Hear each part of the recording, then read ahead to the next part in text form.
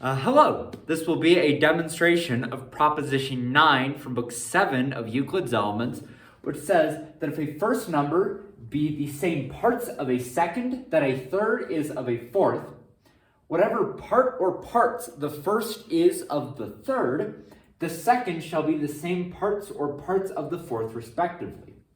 We're given four numbers, A, B, C, D, and E, F, such that A is the same part of BC that D is of EF. And what we're going to prove is that if we alternate this, the language of alternately is going to be carried over from Book 5. So if we have 1, 2, 3, 4, alternately would be 1, 3, 2, 4. So what we're going to prove here is that whatever part or parts the number A is of the number D, the same part or parts shall the number BC be of the number EF. Now, because A is the same part of BC that D is of EF, we can then divide BC into parts equal to A, and we can also divide EF into parts equal to D, and we shall have the same number of parts in each of them, just by virtue of the given. So we're going to have the numbers BG and GC be equal to the number A, and we're going to have the numbers EF and HF be equal to the number D. Now, because the number BG is equal to the number GC, and so too the number EH is equal to the number EF, we know this just by step 1. Whatever part or parts the number BG is of the number EH, the same part or parts shall the number GC be of the number HF.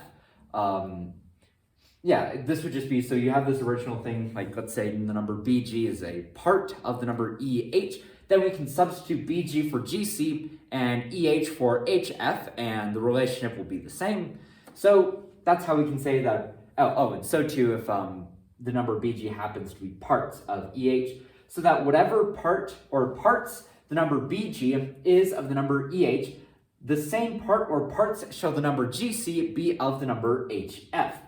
So that if it's the first case where the number BG is a part of the number EH, by 7(5), we can then say that the sum will be the same part of the sum that the one number is of the one number, so that whatever part the number BG is of the number EH, the same part shall the number EH be of the number EF, and likewise, if the number BG is instead parts of the number EH, then by 7(6), the sum shall be the same parts of the sum that the one number is of the one number, so that whatever parts BG is of EH, the same parts shall the number BC be of the number EF.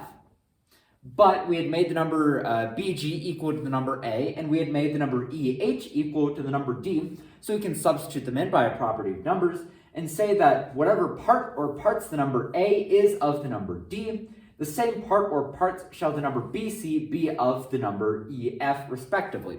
And this is exactly what we set out to prove, which means we are done with the proposition, therefore, etc. Q, E, D. An example of this would be if we have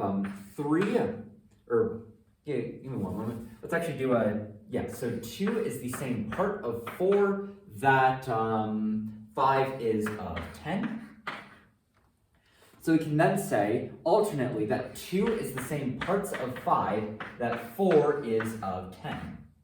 Like that, and this is obviously true. Now, if we had an example of,